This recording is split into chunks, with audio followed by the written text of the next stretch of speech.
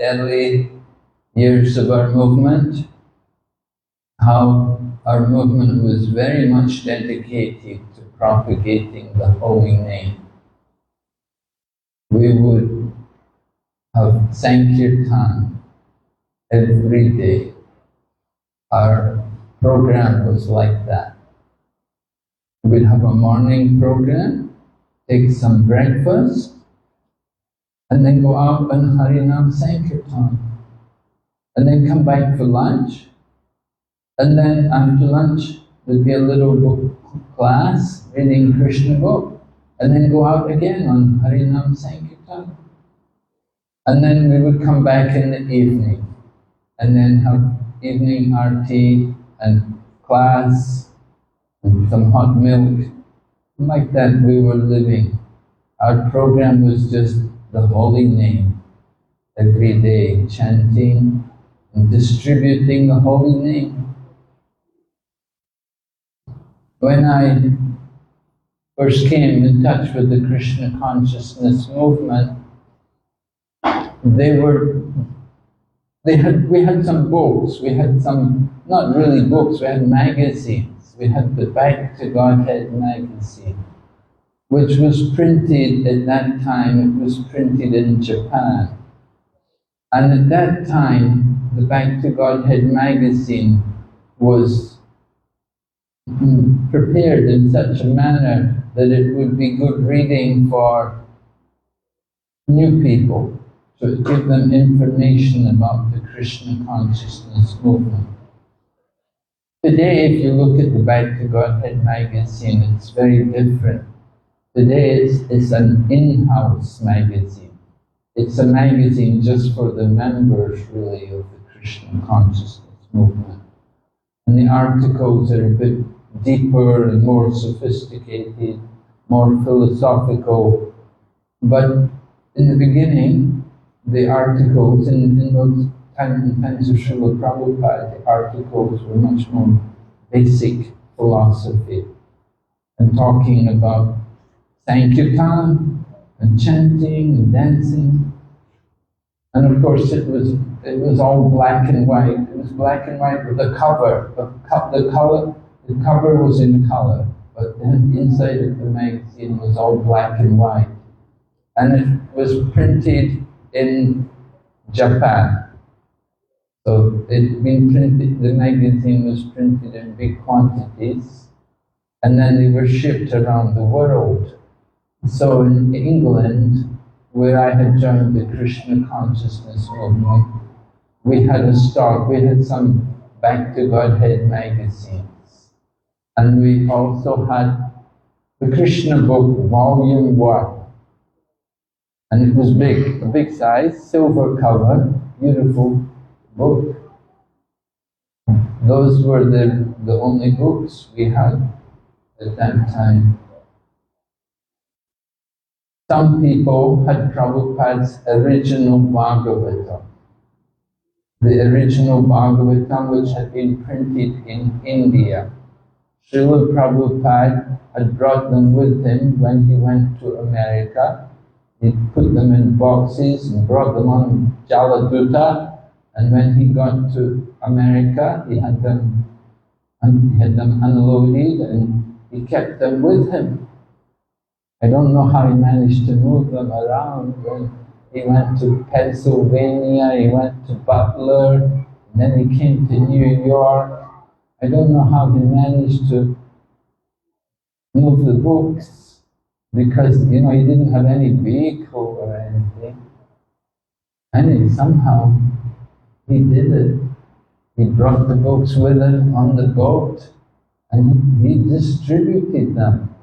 And some of the devotees in the UK, they had the set, 3 volumes, the first canto of the Srimad Bhagavatam in 3 volumes, which had been printed in Delhi in letterpress. So letterpress, quite laborious. Srila Prabhupada he wrote the article, then he typed it, and then he'd take it to the printers, and the printers would make the letterpress and arranged to print the book. So there were a lot of mistakes. And you know, the book hadn't been edited much really also.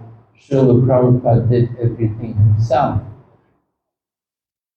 So there were, you know, there were mistakes and the grammar was not the best, but it was Bhagavatam. And Prabhupada had personally designed the cover and painted the picture for the cover, which was, you know, that picture of the spiritual sky with Goloka and then the planet in the material world. And Prabhupada had done all that himself.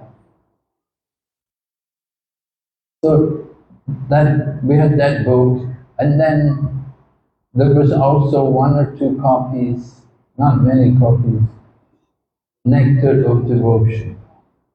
That book had been printed by the devotees. At one point, Prabhupada wanted the devotees to do the printing, and they purchased a printing press, and they were doing everything. It was done in Boston, in the temple in Boston. Not the temple which they have at present in Boston, but the older temple, a rented house. Now they have a nice property in the center of Boston, which they purchased, but in Prabhupada's time, they had a rented house. And Prabhupada wanted the devotees to print the books. So some devotee said he knew how to run a printing press, and some devotee said he knew about photography, and somebody else said they could do the typography. And Prabhupada would put them together to make the BBT. And then the artists were also there. Some people said they could paint pictures, and Prabhupada engaged them from the very beginning. He got people to paint pictures of the different pastimes. So, like this, Prabhupada began the BBT there in Boston, and they printed the Nectar of Devotion. The devotee Jayananda Das Brahmachari, now he's called Jayananda Das Thakur. Jayananda had donated to Prabhupada $5,000, which at that time was a lot of money. And Prabhupada used it to print the Nectar of Devotion. So the devotees printed it themselves. It took them a long time, it was a lot of work. And when they did it, you know, Nectar of Devotion, it's a medium-sized book. It's a big book, you could say. But I remember that the book which they'd done, it was nice, but the problem was the binding. The binding, you know, in those days that was also a difficult thing to do, to get the binding right, because you know, it's a book about that thick, and devotees will open the book and, you know, will close up, and often the book would come apart. So that was one of the problems. But the binding, very difficult to get good binding in those days. But anyway, we had a couple of copies of Nectar of Devotion, and we had a copy of Sri Ishopanishad. Srila Prabhupada had written the purports to the Sri Ishopanishad while he was still in India. He began publishing the Back to Godhead in 1944. So he was publishing it as, it was like a tabloid. It was one big sheet of paper, all black and white. And he would write all the articles and he'd get it printed. So that was how he began, first of all. He published Back to Godhead.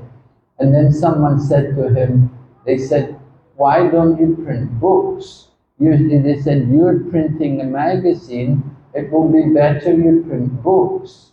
because magazines, pieces of paper, like what you're printing, they can easily be lost. It will be better if you print books. And so Prabhupada thought about that, and he thought, they're right, I should print books. So then he printed the Srimad Bhagavatam. He decided he wanted to work on Srimad Bhagavatam and prepare an English edition of the Srimad Bhagavatam with verse-by-verse commentaries. Very big task to take on. But Prabhupada was so enthusiastic. So he did. So Prabhupada was preparing for the future, and he had the printing press at Boston. They printed the Nectar of Devotion. Not a big, maybe like 1,000 copies or something, not a lot of copies. So some devotees had come from America and they brought the book to England. That's how we had a copy there. Otherwise, we had so few books. The books had not been published yet. There were some recordings. We had, those days, of course, there was no cassette, there was no CD, there was nothing like the technology which you have today. The recordings were on reel-to-reel tape recorders. And we had recordings of Prabhupada reading or talking about Lord Chaitanya's pastimes. And we were listening to these kind of lectures. Prabhupada had also made one recording. He'd made a record while he was in the USA. There was one man, what was his name? I forget his name anyway. This one man, he arranged to take Prabhupada to a recording studio. And Prabhupada brought devotees with him. And some devotee had the Esaraj, and some devotees had the Mridanga and Kartals and like that. And they made this happening album. They called it the Happening Album. And of course they play it today. It's a wonderful recording. Prabhupada singing different prayers like Chintamani Prakara, like this, he's Prabhupada singing these different songs, and Goswami Astikam, and like, so they made this recording, the Happening Album. So we had that, and actually that was what George Harrison had heard before he met the devotees, the Beatles, because they were so big, so world famous, people would they would get all kinds of music from all over the world.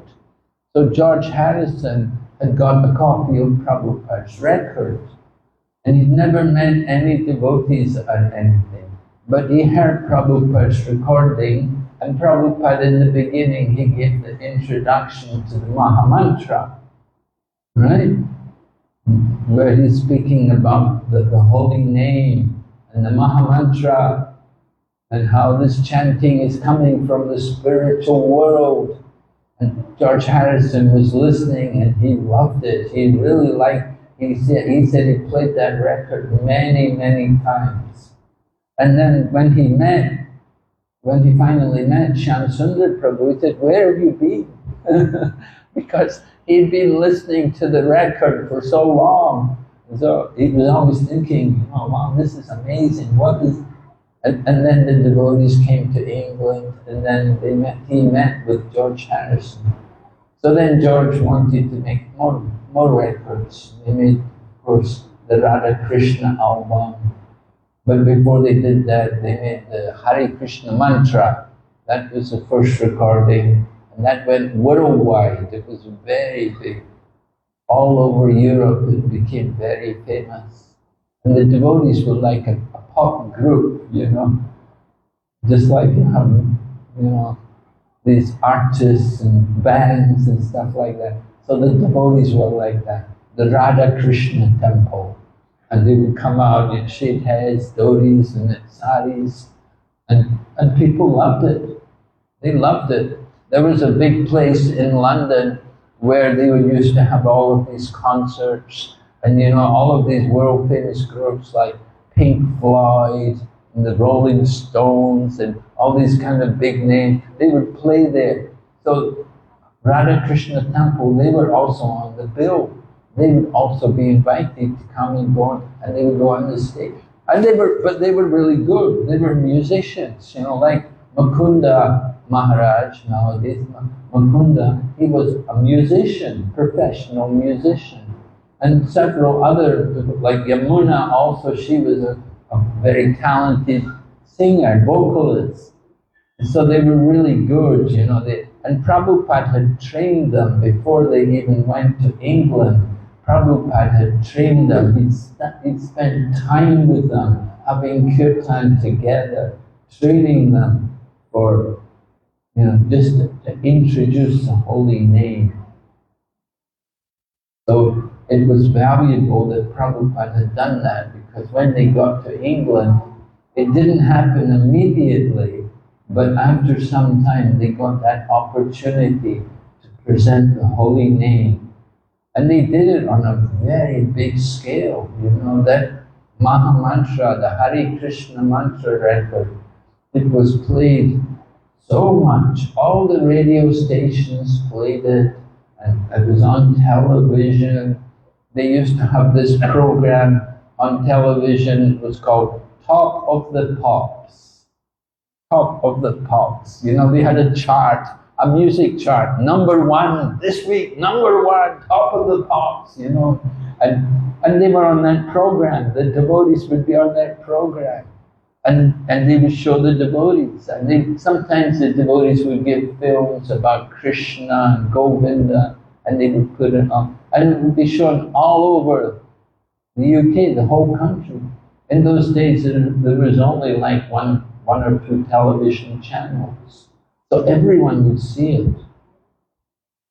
So the devotees really, by their contact with George Harrison and by making that recording, it didn't just go over the UK, it went to Europe, all over Europe.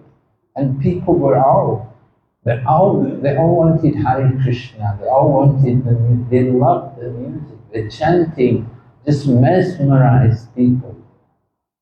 And even today, you know, you go to England, the people, if they see a devotee, they'll sing Hare Krishna, you know, they'll sing the tune which was recorded by the devotee.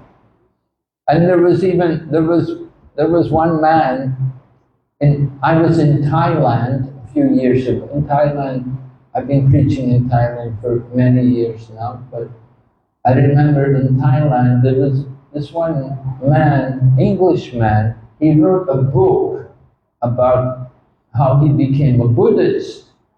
And he described how he became a Buddhist monk in Thailand, and then later on he went to England. But he said, when I went to England, everybody sang Hare Krishna to me. They all thought he was a Hare Krishna. Because, you know, there he was with a shaved head and saffron robes. They thought he must be a Hare Krishna. And they were all saying, everywhere you go, people would sing, Hare Krishna, Hare Krishna. So, you know, people think that, oh, nobody knows Hare Krishna. I was in China and people were saying, nobody knows Hare Krishna. I said, yeah, nobody knows Hare Krishna here. But you go to the UK, everybody knows Hare Krishna. And they think the Buddhist monks are Hare Krishna. So, you know, that is preaching. That is how we make nice propaganda to give the holy name. So here this week we're thinking about how to give the holy name to more people.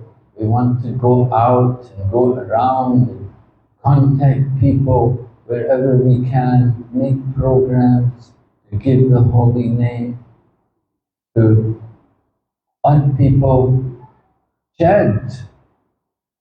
There's this one devotee, He's actually from the USA, and he's a disciple of His Holiness Lokanath Swami. But wherever he goes, he just loves kirtan, and he'll just do kirtan and every day he'll go out on kirtan, and he's got a son who's a really good mridanga player, right? You know him? Yeah. And what's his name? Dance Avatar? Bhakta Avatar. Bhakta Avatar. And his son is, who plays the mridanga really good? Vrindavan Das, right? Vrindavan Das, right? So Vrindavan Das is his son, and he plays mridanga. And Bhakta Avatar, you know, he'll yeah, and he will go the whole day, you know, and he just loves. And he told me, he said when he goes out and Sankirtan, he came here to Malaysia. People were saying to him, "Where have you been? We've never seen you people for years. Where have you been?" You know. So this is actually unfortunate that we've allowed things like that to become, people don't know where to find us these days. It used to be, you know, people saw us every day on the streets. We would be out there on the streets. And everywhere in the USA, all the cities, you would see the kirtan parties. And then after the 1970s, then devotees started to distribute more books, and they started going into the airports. Because Prabhupada wanted us to distribute big books, and Prabhupada said book distribution means big books, and devotees learned that they could distribute a lot of books in the airports, and people would go, you know, just like nowadays you go to the airport, there's so many people. So in the USA, there's so many cities and there were so many airports, and devotees would be there, especially like Chicago, the O'Hare Airport. They call it Hare Krishna Airport. And also Atlanta Airport and Los Angeles Airport, the devotees would be there. And they would be there from morning to night. And in New York, the devotees would be, there was this one place in New York where we would go and distribute books. It's called Port Authority. Now anyone that goes to New York, you go to the Port Authority, PA, the Port Authority. It's a bus station, and then below the bus station is the underground subway. And the underground subway takes you to any part in New York, and Brooklyn, Manhattan, Staten Island. So it's a very busy place. You know, every day so many people go through there. And the devotees, we would be there every day giving out books. And many people became devotees there. Devamrita Swami met devotees there in the Port Authority. People like Devashakti Maharaji, who lives in Vrindavan nowadays, she used to be there. And she would be there the whole day distributing books. And I remember I was distributing books there one time. You know, I wasn't very good at it, but one day I got a big donation, and I told David Shakti, somebody gave me $20. She said, you should have asked her to give another one. You know, I thought, I'm doing great, I got 20. She said, no, you should have asked them to give another one. Anyway, this is how our movement began. We were always out there distributing books because nobody was supporting our movement. The movement was supported by the devotees. The devotees were out there every day distributing books. And in the beginning, actually, though, when I first joined the movement, they said, you can give the book out free. They said, people don't have money, it's okay, let them have the book. But then Prabhupada, after some time, Prabhupada said, this is not very good. We're giving out so many books, who's going to pay for them? If we give out for free all the time, who's going to pay for the books? because we had no money. Of course, the temple, all the devotees were full-time devotees, and there was no congregation with jobs. If there was one person with a job, oh, it was very rare, you know. but usually, practically everybody was just full-time devotee, and we would encourage people, give up your job. And they did that. They taught me. They convinced me also like that. I was having a job, and I was coming to the temple every day, every evening for arti. And then one devotee said to me, he said, you know, why don't you stay overnight? We have a morning program. You can come for the morning, and then you can go to work, come home, come at night and have prasadam here. I thought, oh, okay, yeah. So I started, staying at the temple and going to work and coming home and having arti and prasadam and everything. And then after a week or two doing that, they said, give up that job. So I said, okay. Why worry, jobs? You can always get so many jobs, People get so attached to their jobs. They work endlessly, all day and night, every day, just keeping their job. But anytime you could be kicked out of your job. One of our devotees was working in Dubai, and they had a very good job, making a lot of money.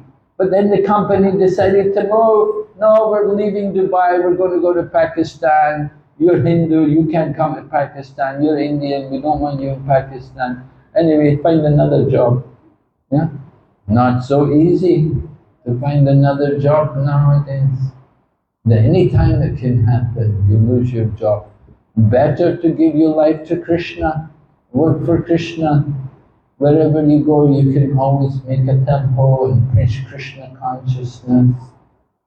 So Srila Prabhupada was encouraging devotees like that, and Prabhupada would send devotees to different parts of the world to open up different areas.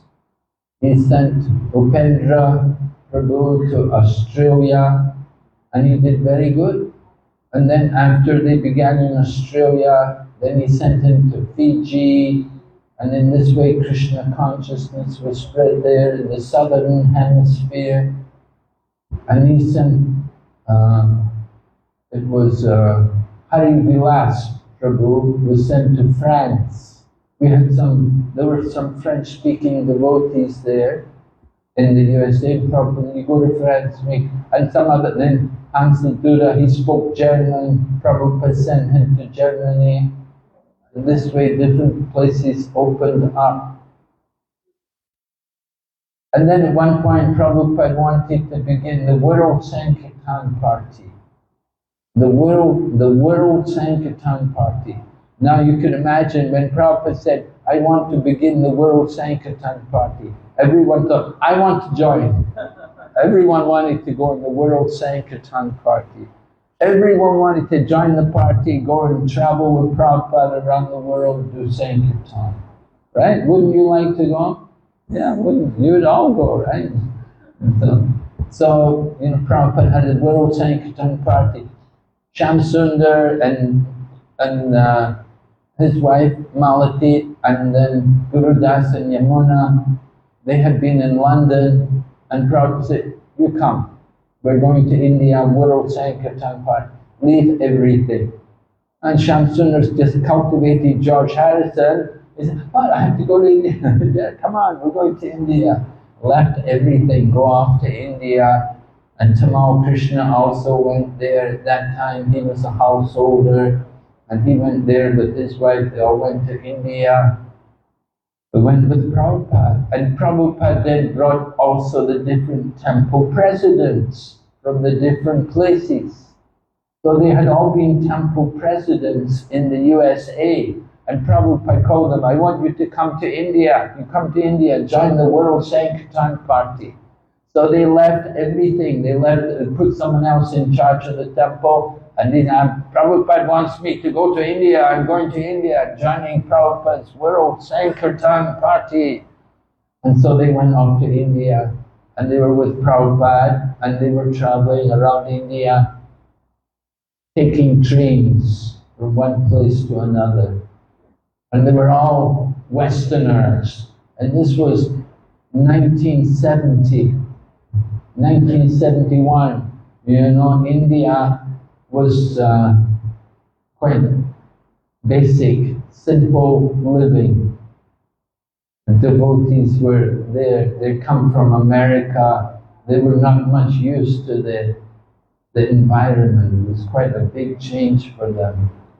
And then, of course, the climate, the heat, and then the rain, and then the cold, and different diseases as well, tropical diseases, jaundice, diarrhea, everything you could think of, you know, being in India. You know, they're not used to the food, the oil. There's, you know, you don't get the same kind of butter and milk and so on that you get in the West. So it was very difficult for the devotees. And they had difficulty to get along with each other. They were always arguing because they'd been used to being in charge. And now, you know, they're all together and they're all, each one was saying, I'm in charge. No, I'm in charge. Prabhupada said, I was to be in charge. And even Jayapataka Swami tells how he was in charge, he was put in charge of Mayapur, and Tamal Krishna Maharaja would come and take him out. Say, no, I don't want you to be in charge, like somebody else. And Prabhupada would come back and Prabhupada would say, why are you not in charge? Prabhupada would put Jayapataka Swami back in charge again. And this happened like 6 or 7 times, you know.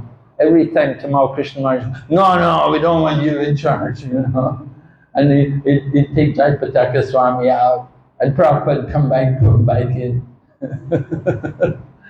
Very interesting how these things happened in those days, you know. Anyway, devotees were all young, very energetic and passionate, and they didn't get along with each other always so well. Difficult. But somehow Prabhupada had plans, and people had faith in Prabhupada, that Prabhupada's plans one day will materialize. There we were in India, 1970. Everything was rationed. To get cement, it was all rationed. To get steel, it was rationed. To get rice, it was rationed. Oh, everything was quite a challenge to get the materials here. But somehow the devotees kept going. I came to Delhi 1974 or 75. At that time, we had one small house in Delhi. Prabhupada said there should be a temple in every village in Delhi. Gopal Krishna Maharaj managed to develop like that. They've got like 17 temples in Delhi. And they've got so many bases. A base means a student center where people stay. And we have so many places, so many activities in Delhi now.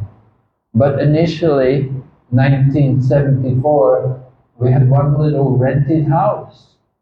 And we had Radha Parthasarati.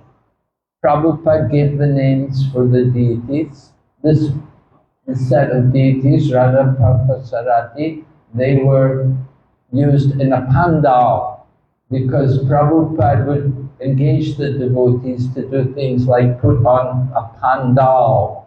A pandal is like, just like we had the program in Johor last weekend. So we had, in India, they would put on pandals, but they'd do it all outside. And they would do it in the city. They'd find some big field, and they'd put up a stage and cover it, and invite, have a big program. One time in Mumbai, when he did one, the first Pandal, Shamsundar Prabhu, he's a very, he's got a brilliant intelligence. So he got the inspiration. He got this huge big balloon and he got Hare Krishna written on the balloon. And they had it put up, right up in the middle of Bombay, right over the top of the place where the program was taking place. So people all over Bombay, they could see this big balloon, Hare Krishna. Wow, and the people, everybody wanted to come.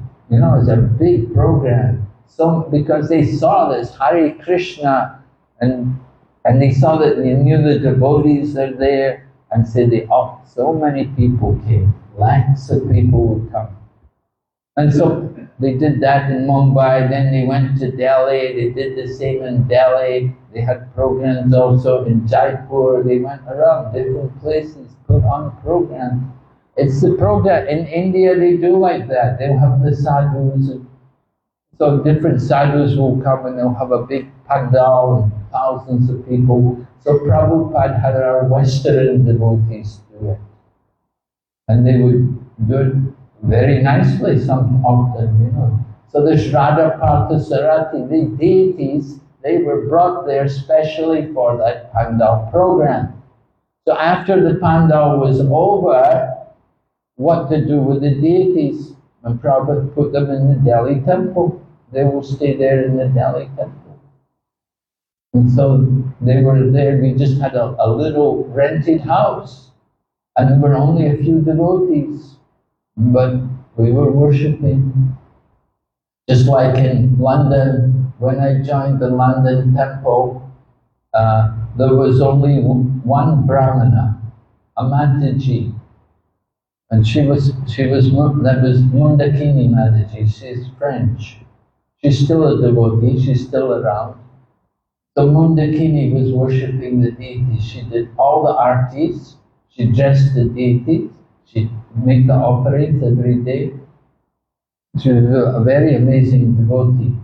And what happened was, Prabhupada came and then Prabhupada initiated people, so there were more brahmanas and everything.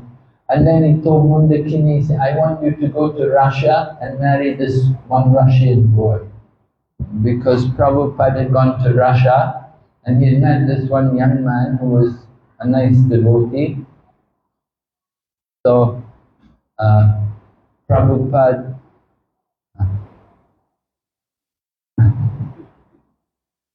we're expecting Jayapataka Swami to come, right?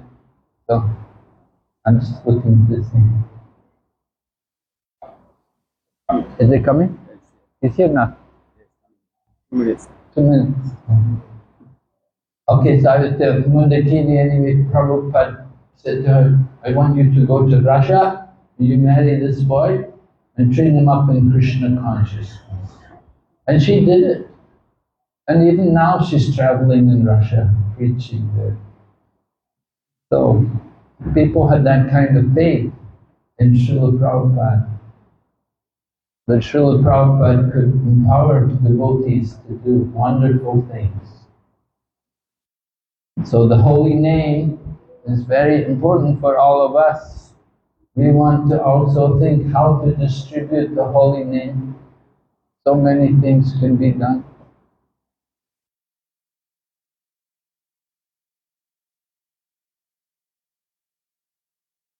But Sankirtan is very powerful, very important for us to have nice Sankirtan parties, nice groups of people going out, giving the holy name.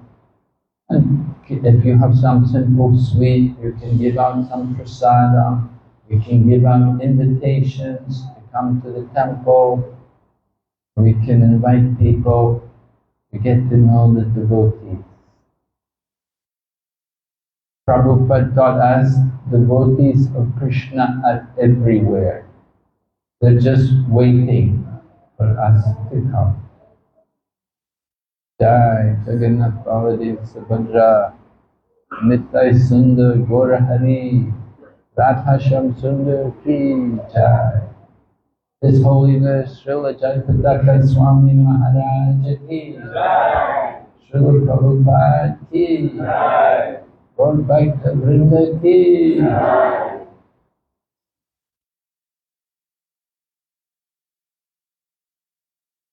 What do I do now? What do you want me to do now? Just taking darshan. 2 minutes. Maharaja.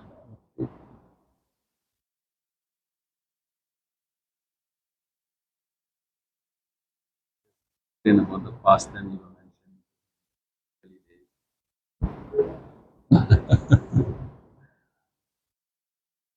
Mayapur past times.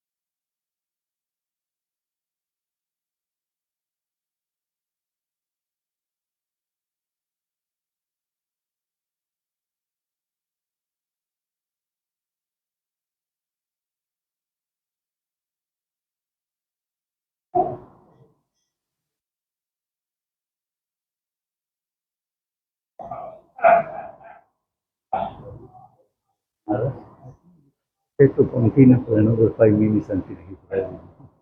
Okay.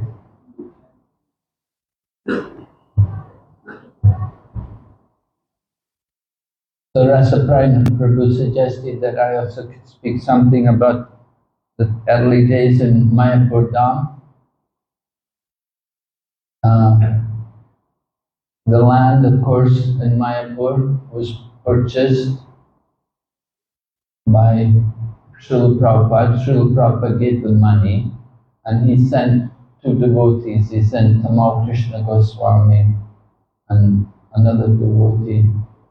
He sent them to Mayapur to buy the land. And then they had to take cash. They had to carry the cash with them. And Prabhupada showed them how to wrap the cash in their underwear, wear it on their body, because very dangerous, you know, to carry money around in India. Especially, you know, Westerners, and go on the train, and especially those days because there was a lot of communism. There was a movement called Naxalite, and they were communists and they were fighting to get some power, and there was a lot of murders and people killed by these Naxalite people. So it was very dangerous. But Srila Prabhupada wanted them to, he sent them there to Mayapur with the money, and they had to go there and meet this Muslim man and pay him the money, and they bought that one piece of land, and that's a piece of land where they're building the TOVP today. It's the main land. The first building which they put up was the Prabhupada Kutir. At the entrance to the land is the Srila Prabhupada Kutir.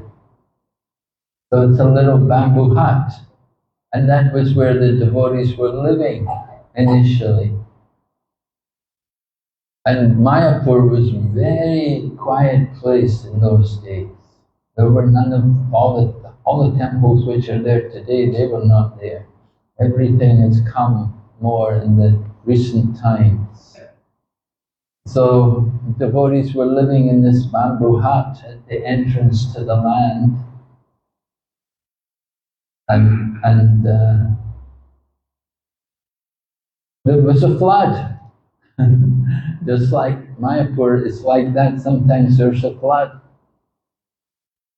And so when there was a flood, the devotees had to move up onto the roof because the water came all the way up. They couldn't get out. They just had to stay there and wait for the water to go down. And so they were up living in the roof.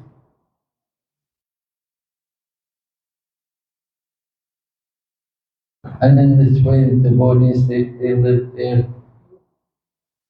And gradually they were able to get cement and steel and things. And Tamal Krishna Goswami told us how one time they had all the materials for the building, and they took a picture of all the materials and they sent the picture to Prabhupada, and Prabhupada chastised them. He said, "What is this?" He said, "I don't want to see the materials." He said, "I want to see the building." They'd taken a picture, you know, they were proud, they were standing on the bricks in the sand and they said, "Oh, this is all ours, we're going to put up the building." But Prabhupada said, "Do it, get the building, put up the building." And of course they did, they put up that wonderful building, the Lotus building. Srila Jayapataka Swami Maharaja, he resides on the roof of that building when he's in Mayapur. So the Lotus building, it is very wonderful. Srila Prabhupada designed it with big verandas. And when we had the first Gaur Purnima festival, we were all staying there. In the first Gaur Purnima festival, there were about maybe 18 devotees or something. And you know, where to stay, there was only the one building. And so many of us, we just stayed on the veranda. But it was very enjoyable. And Prabhupada was concerned. He saw devotees in Mayapur coming from the west. He saw that often they would just space out during the daytime. They didn't know how to engage themselves. They came to Mayapur and it's much hotter than anything they were used to, and they would, you know, be laying around and sleeping. So Prabhupada was not pleased, but then when he saw the devotees organize classes and have seminars, then he said, "Ah yes, this is very good." He said, "This is how you should all be engaged. You should have classes, come together and discuss the philosophy." And he said, "If you don't like to hear the philosophy, then go and work in the fields. Go and take a plow and take the cows and plow the field. But don't just sleep. Don't just lay around." And so Srila Prabhupada was very concerned that devotees coming to the Holy Dham would be properly engaged.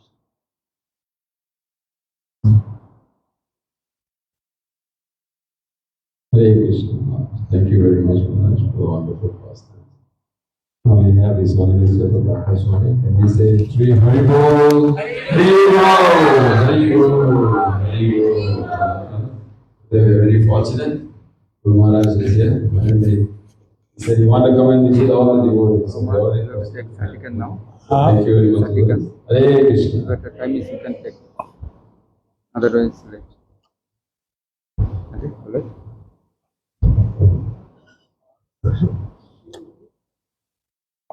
Namo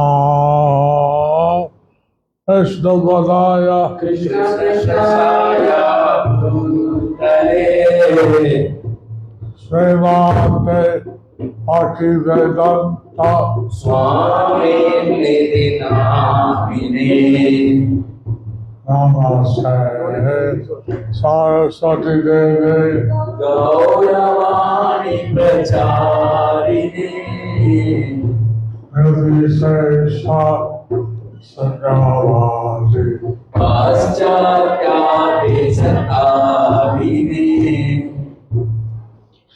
Krishna Chaitanya Prabhu Nityananda Sri Advaita Gadadhara Sivasati Gaura Karinda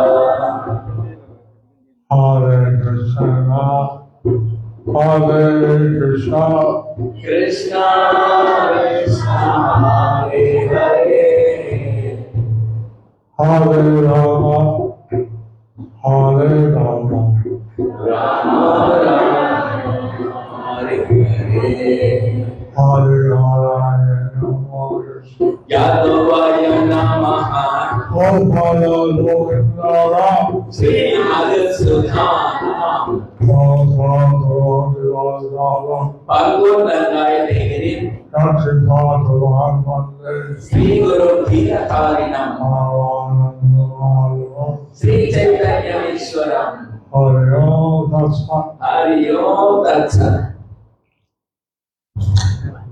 My respects to His Holiness HHBVVN Maharaj. My respects to His Holiness Bhaktivedanta Narasimha Maharaj. I heard a little bit when I came in. I heard a little bit when I came in.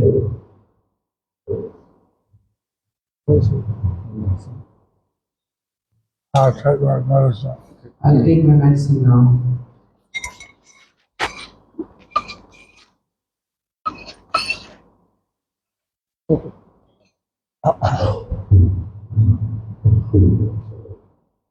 I was removed from the Calcutta presidency 10 times by total Islam. I was removed from the Kolkata Temple Presidentship 10 times by Ramakrishna Goswami Maharaj. 11 times by Subhava. 11th time by Srila Prabhupada. And he sent me to Mayapur. And he sent me to Mayapur. And I would never remove from Mayapur. And I was never removed from Mayapur. So the grass hut was to get on the order of Prabhupada. At one point, that was all we had. So the glass hut which we kept in the honor of Srila Prabhupada, at one time, that was all we had in Mayapur. So if you see the grass hut, imagine there's nothing but rice fields. If you see the grass hut and imagine nothing but rice fields, That was the situation in Mayapur. that was the situation in Mayapur. Sadly, there was a Goshala, And gradually, there was a Goshala, cement go down, cement go down. so it really came up. It gradually came up. It gradually came up. Now we have about 7,100 devotees, Now we have about 7,500 devotees, and there's thousands of things. and various guest houses and things. But it's not enough. That's not enough. Gradually we're increasing But gradually we are increasing. it. Now today, I especially like to notice this is the Bhagavad Gita.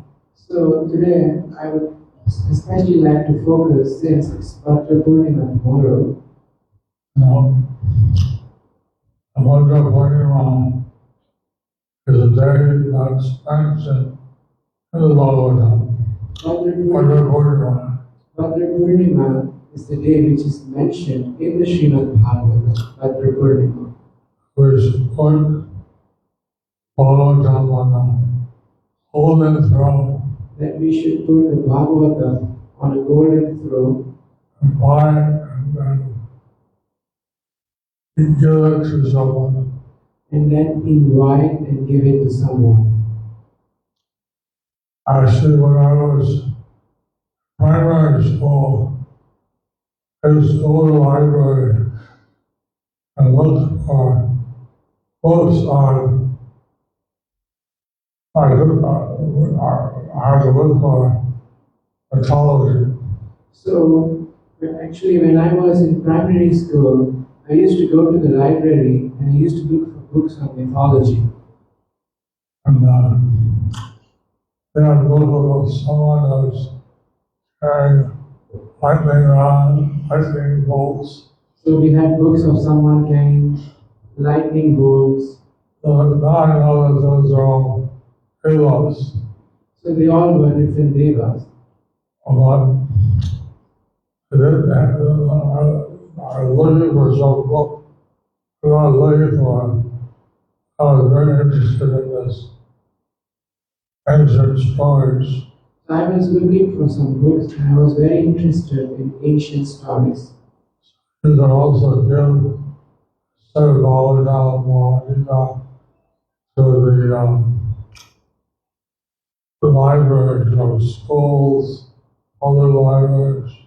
So we also can give out a section of Srimad Bhagavatam to schools and public libraries.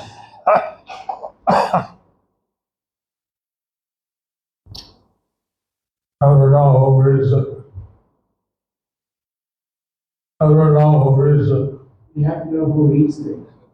I never know who reads it. The Prabhupada said, in my previous life, I was born in India. Srila Prabhupada said, in my previous life, I was born in India. And I started to answer my first one. So I started to answer that I'm very fallen and so on. Prabhupada made his voice to me. He said, don't this. And Srila Prabhupada raised his voice to me and said, don't doubt this.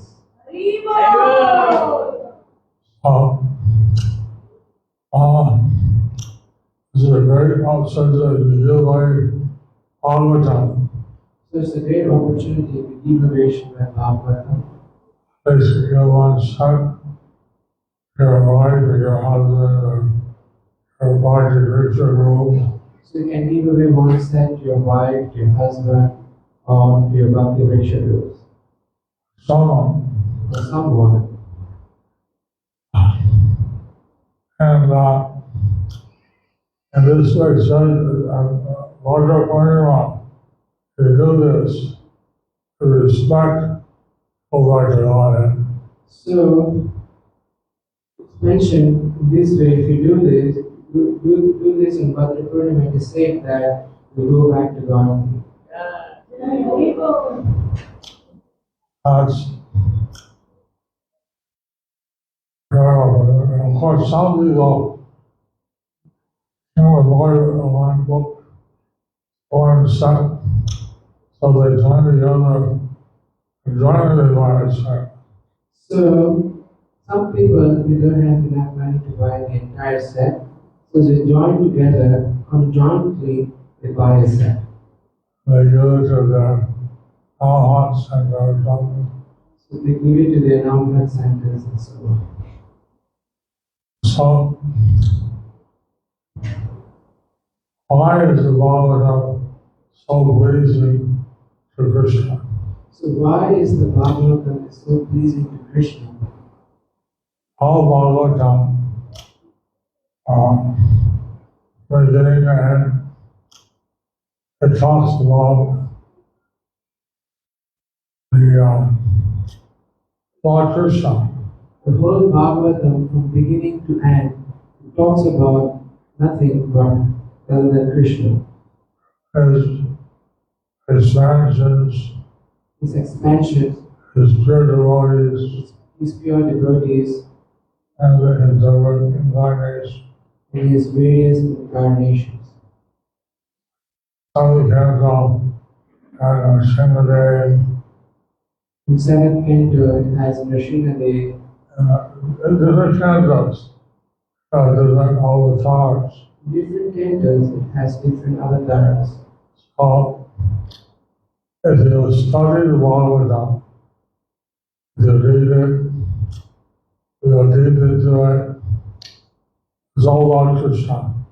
And it's devotees and it's avatars. So if you study Srimad Bhagavatam, you dive into it, it's all about Krishna, devotees and his different avatars. Or Chaitans, or brothers that work together, or serve Krishna. The Prachetas or brothers who work together to serve Krishna. And Lord Shiva was here and gave them his prayer in honor of the rishi. So Lord Shiva, he appeared to them, gave his prayers which he mentioned to the rishis. But Bhagavatam is full of nectar. So Srimad Bhagavatam is full of nectar. In fact, it states that if you want, even if you read one verse, anywhere in Bhagavatam, it's very purifying. Even it states that even if you read any verse in Srimad Bhagavatam, even one verse, it's purifying. So Bhagavan, he dedicated his life to translating and giving his books. Srila Prabhupada dedicated his life for translating and giving his books. First he did Gita, First he did the Gita, and then the Srimad Bhagavatam. and then he did the Srimad Bhagavatam.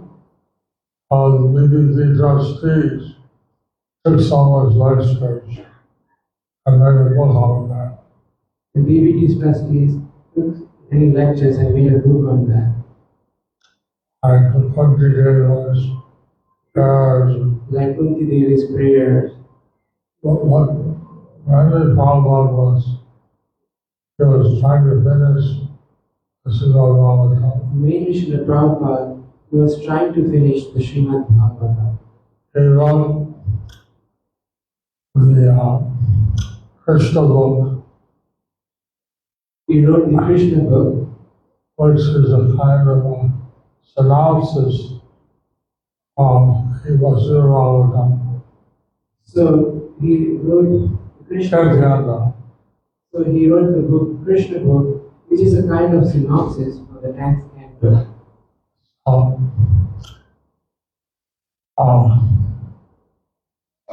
Chaitanya is longest in the Bhagavatam. The 10th canto is the longest in the Bhagavatam. And the 10th canto, it describes the pastimes of Lord Krishna. In the 10th canto, it describes the pastimes of Lord Krishna. In Vrindavan, In Vrindavan, Mathura, Mathura, and in Dwarka. and in Dwarka.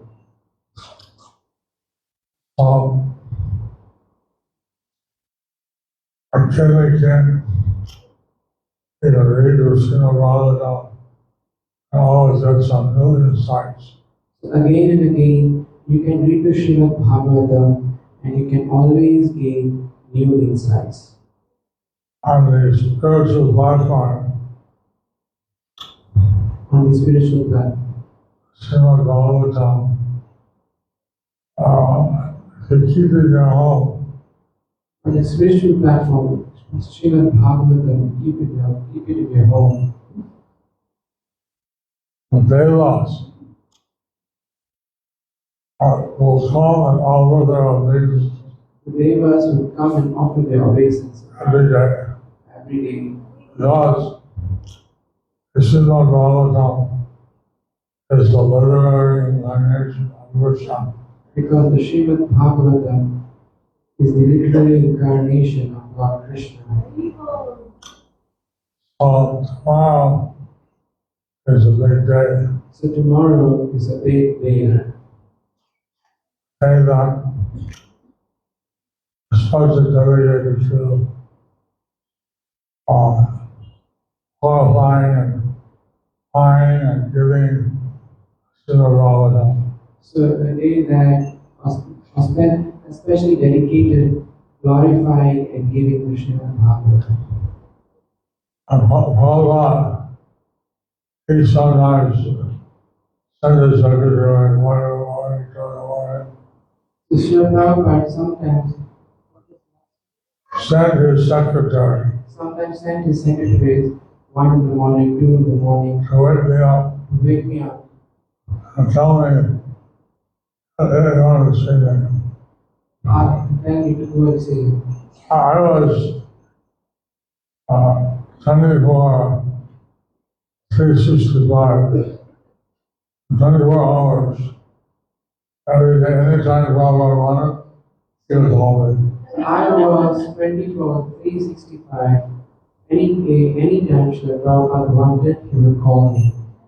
So I came on Prabhupada had a special mosquito net, So Srila Prabhupada had a special mosquito net, which was around him and his desk. so which was around his desk. In those days, he had a dictaphone, In those days, he had the dictaphone, and he would give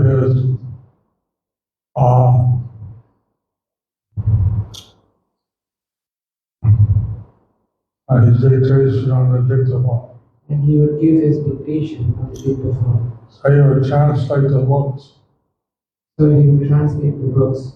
He had a book which had the whole script all down in Sanskrit, and the tikas of all these, like 7 acharyas. He had a book of Srimad Bhagavatam in Sanskrit with all the tikas or commentaries of the different Tika acharyas. means commentary. Tika means commentaries, 7 tikas of different acharyas. There's Guru Bhakti Siddhanta, His Guru Bhakti Siddhanta, Vishwanath Chakravarti, all the great Sri Swami. Jiva Goswami. So he would translate and then write his purpose. And then he would translate and then write his purpose. As like in his purpose, Sri Swami's Sada Chakravarti. So just like in his purport, you have what Jiva Goswami saying, what Vishwanath Chakravarti is saying. So sometimes it's give some message from previous acharyas. So sometimes he could give some message from the previous acharyas. Sometimes he gave his own commentary Sometimes he gave his own commentary on his experience of the world. because he had the experience of the world. So, but he called me, I see the setup. I mean, the book is only in Sanskrit. So when you call me, I see to make sure that all is set up and all these books were in Sanskrit. Someone said, oh, Prabhupada knows Sanskrit. That's not true. Someone said, You know, someone said that Srila Prabhupada doesn't know Sanskrit. That's not true. he knows Sanskrit. He knows Sanskrit. And he was reading his Sanskrit, translating it, visiting commentaries. So he was reading Sanskrit and giving commentaries, different commentaries. And he would tell me whatever he would tell me. He continued his translation and writing work. So he would tell me whatever he wanted to tell me, and then he would continue with his translation. He did such an austerity that every night, midnight till 2 o'clock or something, and every night he would translate. So he did such an austerity that from midnight to 2 o'clock or something he was translating. His books are very rare, His books are very rare. and he gave such an effort to translate the books. So he gave such an effort to translate the books. And Mayapur, Bengal, wherever it was, the night he would translate. In Mayapur, Vrindavan, wherever he was, he would translate his books. Yeah, even in Bhubaneswar, the white ants, termites, while you're sitting, they eat your dhoti. So even in Bhubaneswar, there were white ants, termites, whilst we were sitting, they would eat your dhoti. He would be translating that. Srila Prabhupada, he was translating that. I think he started at 9th canto in Bhubaneswar. I think he started the 9th canto in Bhubaneswar.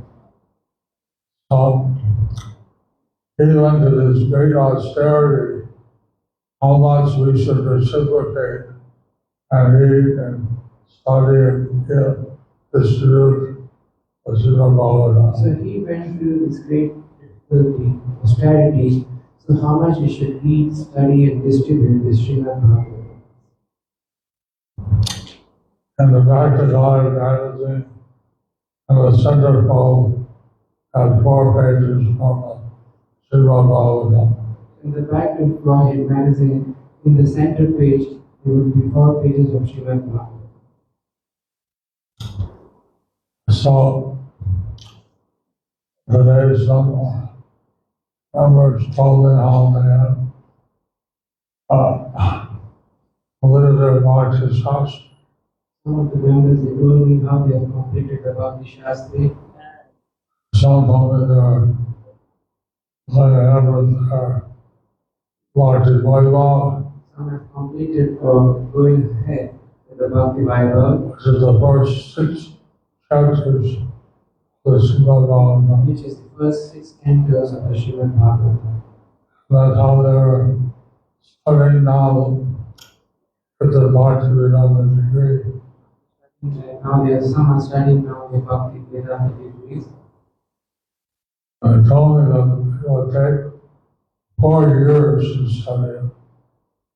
They told me that it would take 4 years to study the Srimad Bhagavatam. The last 6 cantos of the Srimad Bhagavatam. The last 6 cantos of the Srimad Bhagavatam. So I got my Bhakti Vedanta degree. So I got my Bhakti Vedanta degree. And making a system so that it was done with all the words. And making a system so that they can get it quicker. So they're finding a system where you can get it quicker. I don't know what that system is. I don't know There's already a system for the Bhakti Vaibhav. I don't know what the system is, but there is already a system for Bhakti Vaibhav. Oh, I got the Bhakti Vedanta degree. So I got the Bhakti Vedanta degree. I'm studying the Bhakti Sarvabhauma. So now I'm studying the Bhakti Sarvabhauma. And the 9th canto is the verse by Avsara, where she criticizes women. So in the 9th canto, there is a verse by an Apsara where she criticizes the woman. But in the Prabhupada said where it comes to Krishna consciousness. But in the purpose, the Prabhupada says, when it comes to Krishna consciousness, Whoever is Krishna conscious, whoever is Krishna conscious, be a man, a woman, Sudra, whatever, whether they are man, woman, Sudra, whatever, they're all evil. they are all equal. So, you never hear this first, this purport being quoted much. So this purport is being quoted much. We should see that we become Krishna conscious. We should see that we become Krishna conscious. Very thankful, Dr. Vinda Vinasa, Ashima Swami, very thankful to His Holiness Bhakti Swami for his glorification of Srila Prabhupada, for his glorification of Srila Prabhupada, his reminding us of Prabhupada, He's reminding, lecture from his Maharaja, so he reminding us of Srila Prabhupada and was, and what was the last one? and his different pastimes. And his different pastimes. So, Srimad Bhagavatam, it's read as Srimad Bhagavatam, having class on the Bhagavatam, Just by reading the Srimad Bhagavatam or having a class on the Srimad Bhagavatam, or actually associating with Prabhupada, we are actually associating with Srila Prabhupada. and associating with all these pure devotees and Krishna avatars, We are associating with all these pure devotees and Krishna avatar, third candle talks about Lila and the the third canto talks about Kapila and Devahuti, which is all the system of Sankhya Sankhya Yoga. speaks about the system of Sankhya Yoga. So, every part of Bhagavatam is something to learn, So every part of Srimad Bhagavatam has something to learn. and that's something to read it again and again, and I must have read it 6 times So more. that's why we have to read it again and again. I must have Every time something new, read it 6 times, and something sticks out. so every time there is something new, something sticks out. Every night I have it read to me.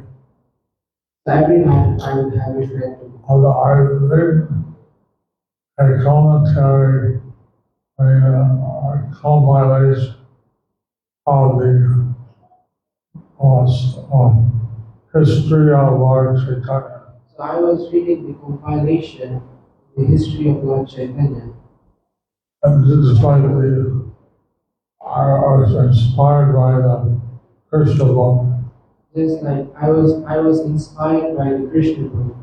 So, the Chaitanya Charitamrita, Sriman, and the Chaitanya Bhagavad, Chaitanya Mangala, the Harshas, So I was compiling Chaitanya Charitamrita, Chaitanya Bhagavad, Chaitanya Mangala, different Purchas, 7 or 8 different books, about 7 or 8 different books all I could find, that we combined.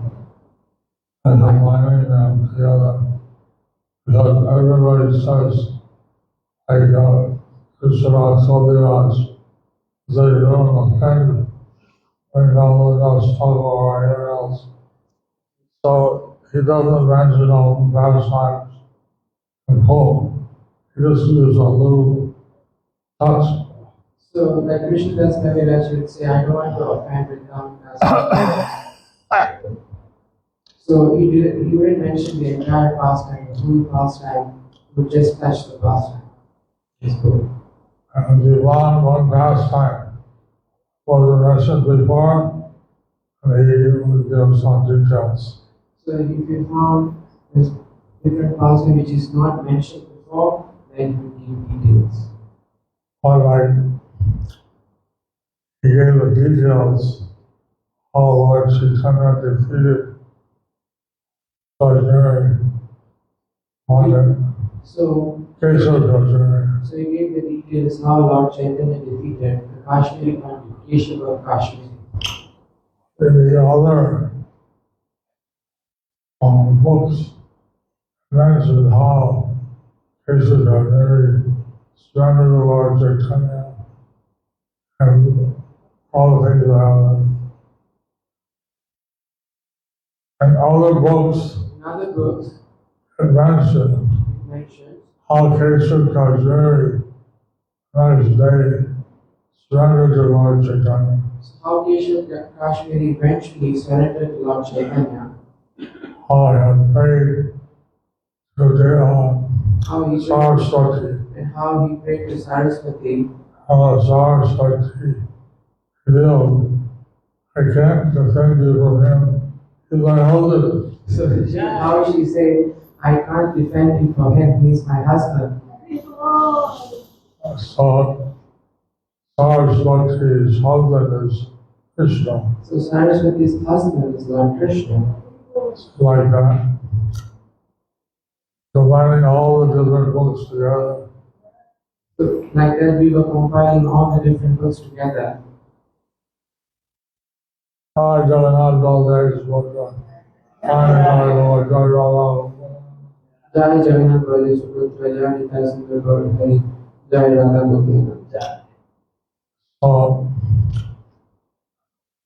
it's not an accident that one day at least we're dedicating the Srimad Bhagavatam.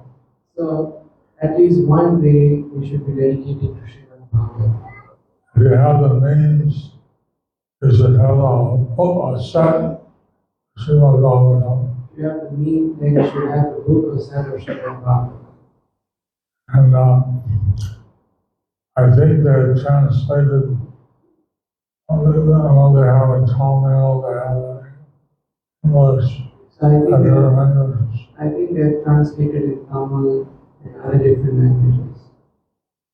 And today is the first day of the Harinam Festival.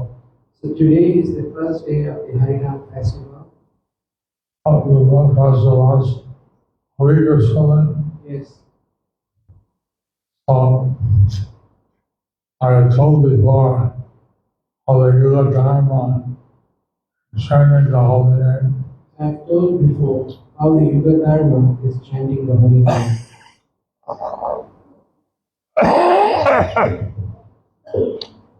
All that was saying that during a sannyas ceremony, when the devotees started to chant, other members told them to be quiet. So Prabhupada is saying how during his sannyas, the devotees were chanting and other members told them to quiet down. He was, keep quiet, keep quiet. Krishna Prabhupada is saying, keep going, keep going. He had great faith in the power of the holy name. So he had great faith in the power of the holy name. And he went, came to Malaysia, went all over the world, came to different parts, And then he came to Malaysia, he went all over the world, went to different parts. and he found that people were changed just by chanting Hare Krishna. And he found that people were changed just by chanting Hare Krishna. And even how other priests or other religions, because when they were with us, they looked so transcendental, they looked so indulgent. What have you done? So even other priests, when they were comparing to us, they didn't look so effulgent, they didn't look so transcendental. So they asked what you have done. He was mentioning how he found chanting had purified who were atheists, Yavanas, Lakshas, So he was and saying became how, very inspired. so how he found the chanting had changed the Yavanas, the Lakshas, so he found it very inspiring. So this work is all by the mercy of Lord Chaitanya, So this was all by the mercy of Lord Chaitanya. Nityananda. and Nityananda. So here in Malaysia, people have taken out the chanting, So here in Malaysia, people have taken up the chanting, and they have it's spreading very nicely. and they're spreading it very nicely. Also, lying in Kashadesh. How many of you have Kashidesh. Maharaj is going. Maharaj is going to Kashidesh. He going to China. Yeah, you know that, right? Yes. What's he saying? Yes. You're the mic. Which one is it? How is it going in Washington? How is it happening in Kashidesh?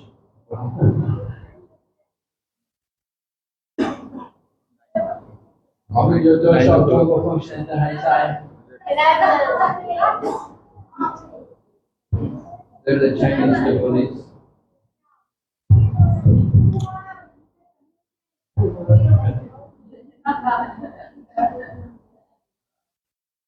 But in China, we're doing a lot of preaching in the yoga studios, especially, and we're also trying to distribute mantra cards everywhere. We have many people go around when they go out everywhere. We give out mantra cards to people, but people get the holy name. Some of the distribution is also going on, although it's difficult because of the situation, but still. Some books are being distributed online, on the internet. A lot of people get Bhagavad Gita, soft copies. Maharaj is saying that distributing mantra cards, they're distributing mantra cards and doing another preaching program. So today they made the moon cake. Today's the moon cake. Today, from Georgia. Today is the New Cake Day. Today is Festival. Mid-Autumn Festival. Today is the Mid-Autumn Festival. So good cake. The devotees here and they made the jauza. They made jauza. Devotees here, they made the chowza, the moon cake. Moon cake. Traditional. Any made by diet? Anyone made according to? Did any one of you make it according to my diet?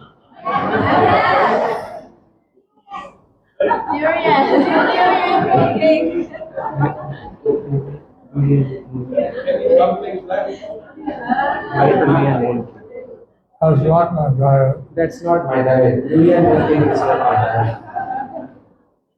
Maybe some devotees like that. Maybe some devotees would like it. I take, instead of sugar, I take a sugar substitute like Stevia. stevia. So instead of taking sugar, I take sugar substitute like monk fruit sweetener or stevia. What's that? As a fruit, Monk fruit sweetener. almost. So anyway, the prasad, I want me to conquer people. What's that, Gunas? Prasad, Oh, anyway, we need pressure to conquer people.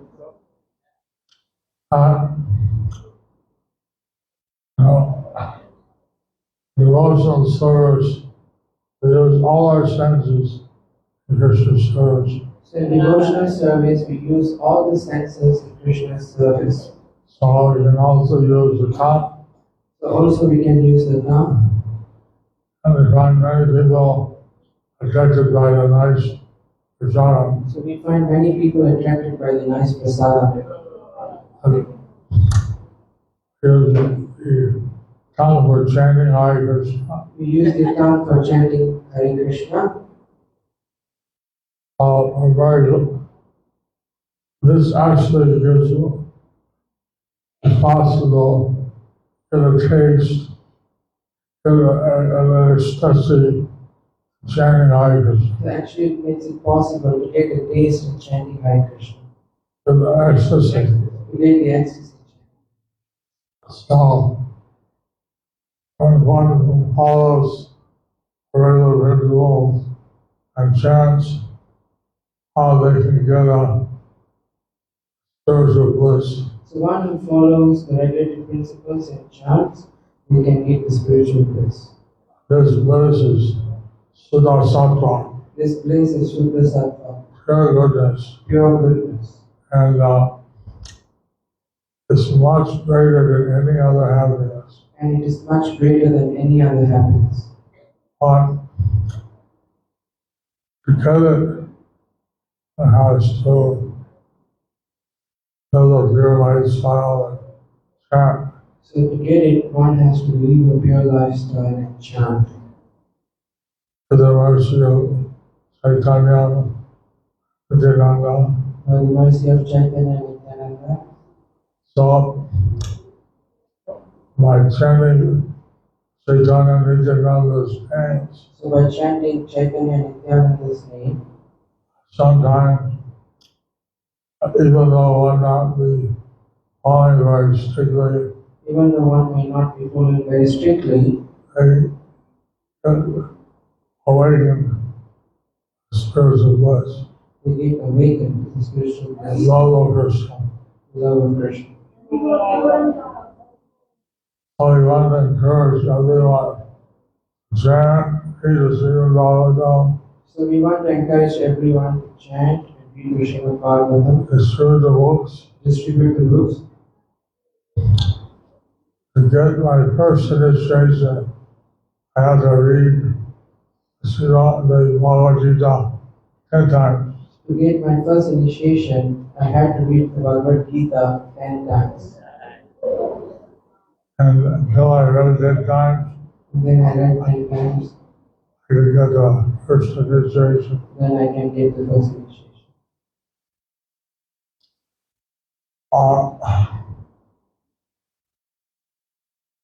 So tomorrow I'm back to India, Krishna willing, So tomorrow I'm going back to India, Krishna willing. and I stay in Malaysia and Johor Bahru and Kuala Lumpur was very blissful. My stay in Malaysia and Johor Bahru and Kuala Lumpur was very blissful. I thank everyone for giving me spiritual association. So I thank everyone for giving me spiritual association. Thank Bhakti Vinod Vinasa Maharaj, his traditional association. I thank His Holiness Bhaktivedanta Maharaj for his transcendental association. And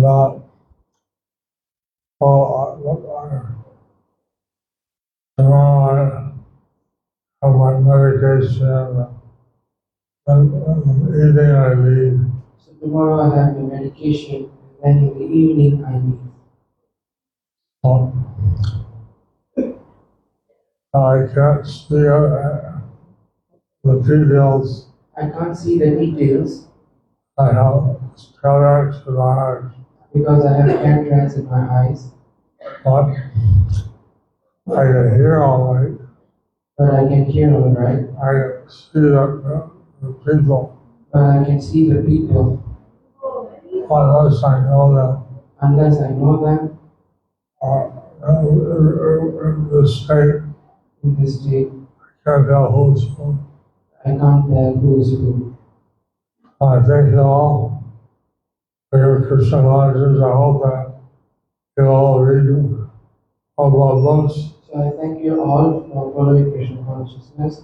I hope that you all reach the Prabhupada's books. And distribute them as much as you can. And distribute them as much as you can. Hare Krishna. Hare Krishna. Thank you very much. Thank you very much. महाराज की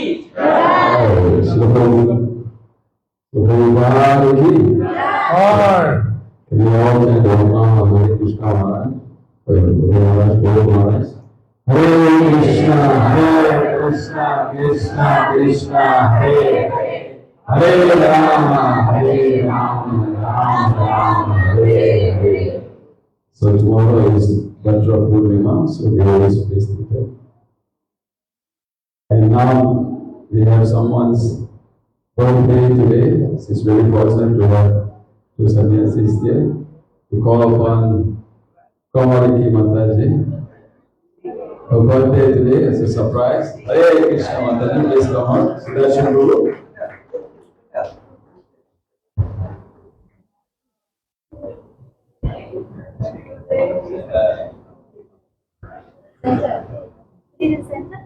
Yeah. Hare Krishna. Come. Go ahead, Mataji. Go ahead. Mataji cannot Those all together we chant Hare Krishna, Hare Krishna, Krishna Krishna, Hare Maharaja also. Hare Rama, Rama Rama, Hare Hare. What the stage was? Hare Krishna, Hare Krishna, Her birthday. Her birthday today. Yeah. Hare Rama, Hare Rama, Rama Rama, Hare Hare. So you all please be seated. Please. Vì hát Chinese devotion Salam. for today She's festival. away.